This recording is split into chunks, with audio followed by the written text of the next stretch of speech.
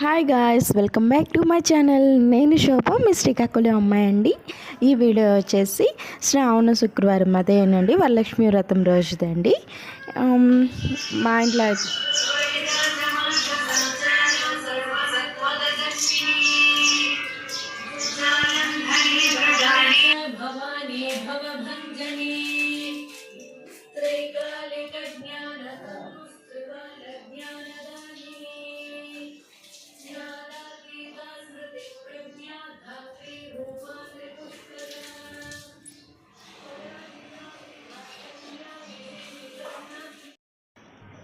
రోజు early morning 4:30 కల్లా లేచానండి. ఎందుకంటే ముందు రోజు మా తమ్ముడు వెళ్ళిపోయాడు. సో ఇల్లు మాపు పెట్టుకోకూడదు అని సెంటిమెంట్. సో ఆ రోజు పెట్టలేదు. మార్నింగ్ 4:30కి లేచి చుట్టూ కడిగి ముగ్గులు పెట్టి మెట్లు మొత్తం తుడిచి ముగ్గులు పెట్టుకొని నెక్స్ట్ ఇల్లు అంటే మా అమ్మ ఉందండి, మా అమ్మ మాపు పెట్టేసింది. తర్వాత ఇంకా స్నానాలు చేసి పిల్లలకి స్నానాలు అవన్నీ అమ్మ చేయించింది. ఇంకా పూజ అంతా నేను చూసుకున్నాను, అన్నీ రెడీ చేసుకొని నెక్స్ట్ ప్రసాదాలు అవన్నీ నేనే వండేసుకున్నాను. సో అలా అవుతూ ఉంది. నేను చేస్తుంటే మా హస్బెండ్ చిన్న క్లిప్ తీశారు. నైవేద్యాలు వచ్చేసి శనగపప్పు బూరెలు, నెక్స్ట్ పులిహోర, పొంగలి, గుగ్గిళ్ళు, పానకం, వడపప్పు అంతేనండి. సింపుల్గా చేసేసా. ఇంకా ఎక్కువ ఐటమ్స్ చేయడానికి పిల్లలతో కుదరలేదు. సో దాంతో 7 ఐటమ్స్ అయిపోయాయని అక్కడికి సరిపెట్టేసుకున్నాను. ఇంకా అది అయిపోయాక ఇంకా నేను రెడీ అయిపోయి పూజకి కలశం అవన్నీ రెడీ చేసుకుంటూ ఉన్నాను.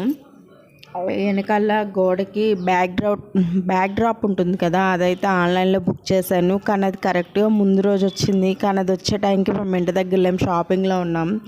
సో వాళ్ళు రిటర్న్ వెళ్ళిపోయింది. సో ఇంకా అందుకని అలా అరిటాకు పెట్టేశాను. తర్వాత అలా కలశం నాకు తెలిసినంతవరకు రెడీ చేసుకొని పూజ స్టార్ట్ చేసేసాను.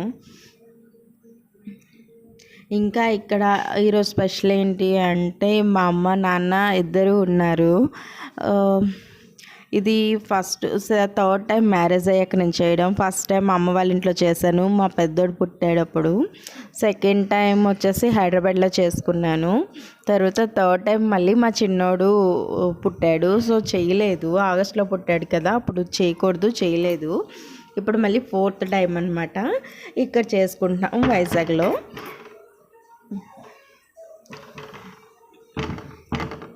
ముందు రోజు షాపింగ్కి వెళ్ళాం కదండి, అస్సలు ఫ్లవర్స్ కానీ ఫ్రూట్స్ కానీ ఎంత కాస్ట్ ఉన్నాయి. అసలు విరజాజులు మూర 200 అంటండి బాబోయ్. ఏవైనా అసలు చాలా అంటే చాలా కాస్ట్ ఉన్నాయి. ఇక్కడే ఎంత ఉన్నాయా, అందరికీ అంతే ఉన్నాయో అర్థం కాలేదు నాకైతే. మీ ఏరియాలో ఫ్లవర్స్ కానీ ఫ్రూట్స్ కానీ ఏ కాస్ట్ ఉన్నాయో కామెంట్ సెక్షన్లో కామెంట్ చేయండి. అదేవిధంగా ముందు రోజు షాపింగ్కి అసలు వెళ్ళి అనుకోకుండా అది అమ్మవారి కాసు అనేది కొనుక్కున్నానండి పూజకి. ఆ కాసు పెట్టేసుకున్నాను. అదేవిధంగా నా పట్టీలు నెక్స్ట్ మెట్టెలు అనేవి మార్పించుకున్నాను. మా అమ్మగారు డబ్బులు ఇచ్చారు మార్పించేసుకోమని. అలానే చీర ఒకటి కొనుక్కున్నాను. నెక్స్ట్ వచ్చేసి తాంబూలం అండి. నేనైతే సింపుల్గానే ఇచ్చుకుంటాను. తాంబూలం అంటే ఆకు ఒక్క అరటిపళ్ళు అవి కామన్. ఒక blouse piece and 1 dozen bangles పెట్టుకుంటానండి, అంతేని. ఒక 5 మెంబర్స్కి ఇచ్చాను లాస్ట్ టైం, కానీ ఈసారి అయితే 3 మెంబర్స్కి ఇచ్చాను.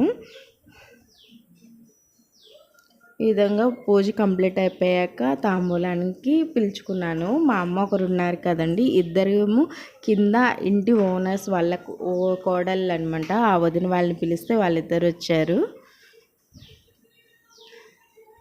ఈ విధంగా పూజ అయితే చాలా హ్యాపీగా అనుకున్నట్టు మంచిగా అయిపోయింది. నాకు తెలిసినంత వరకు బాగానే చేసుకున్నా అనుకున్నా. చాలా ప్రశాంతంగా హ్యాపీగా అయిపోయింది.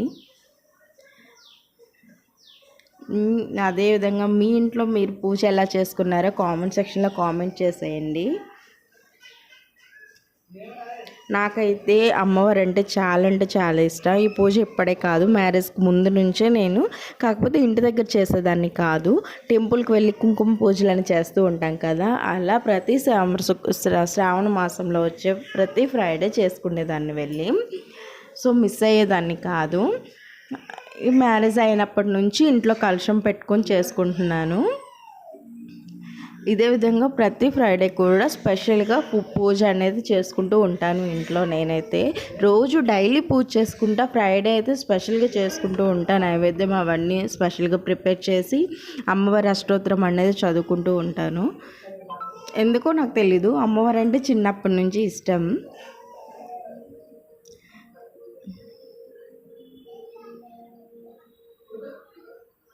ఈ వదిన వల్ల అయితే కింద ఓనర్స్ వల్ల కోడలని చెప్పాను కదా, నాతో అయితే చాలా మింగిల్ అయిపోతారు, చాలా సరదాగా ఉంటారు. మేము వచ్చి 2 మంత్స్, ఇంకా 2 మంత్స్ కంప్లీట్ అయింది అంతే, కానీ చాలా అంటే చాలా క్లోజ్ అయిపోయాం.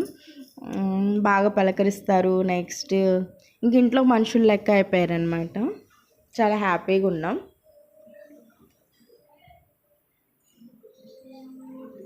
ఈ విధంగా తాంబూలం ఇచ్చేసిన తర్వాత ఇంక పూజని కంప్లీట్ చేసుకొని హారతి ఇచ్చేసుకొని హారతి అందరం తీసేసుకున్నాం. అలా పూజ కంప్లీట్ చేసేసానండి. ఇక్కడ ఇచ్చుకుంటున్నమ్మ వాయనం, పుచ్చుకుంటున్నమ్మ వాయనం అన్నం అంటే మా అమ్మ అలా చూస్తూ ఉంది, ఏమన్నాలో తెలియక ఇంకా చెప్తూ ఉన్నాను. నా వదినేమో నవ్వుతున్నారనమాట.